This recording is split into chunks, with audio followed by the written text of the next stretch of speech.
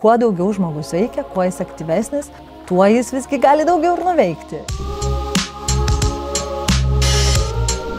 Aš esu Viktorija Navičiūtė, esu atsakinga Bayer kompanijoje už marketingą. Žinau iš agronomijos specialistų, ko reikia mūsų klientui, ką mes norime parodyti, ką mes norime savo žinutę pranešti. Vietoj to, kad suplanuotas vizualas, tada imi kitą darai ir procesai vyksta. Po vaikų auginimo ir suradau šią Bayer korporaciją ir suradau šį darbą.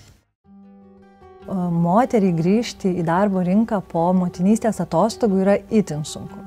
Aš šiuo atveju nedirbau 5 metus, nes turiu 3 mažylius. Tie 5 metai po jų supranti, kad savivertė krenta tiesiog. Tam, kad grįžti į darbo rinką, neužtenka tau vien paskaityti teorijų. Tai tu turi sugrįžti į save.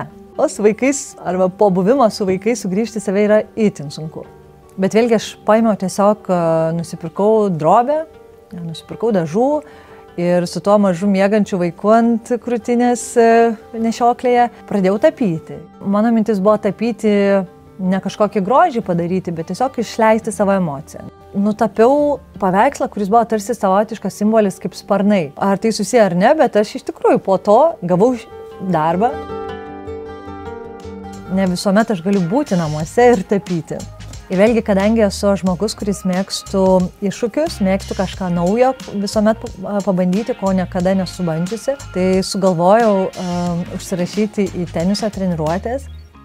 Tai man atrodė, kaip ir bet kokia sporto šaka, tu išmoksi, čia taip labai lengva. Bet dėja, atėjus nuo pirmos treniruotės supratau, kad nieko panašaus. Tu turi pirmiausiai stipriai išmokti techniką ir tik tada tu galėsi žaisti. Taip, kiekvieną dieną iššūkiai yra sunku, yra nemalonu, reikia nuolatos išeiti iš savo komforto zonos, bet tai skatina augti. Galbūt taip, susifeilinsi, ten gal nepasiseks, bet aš visgi galvoju, kad visi klystam ir priimu tos suklydimus ir tiesiog mėgaujuos galimybėmis daryti.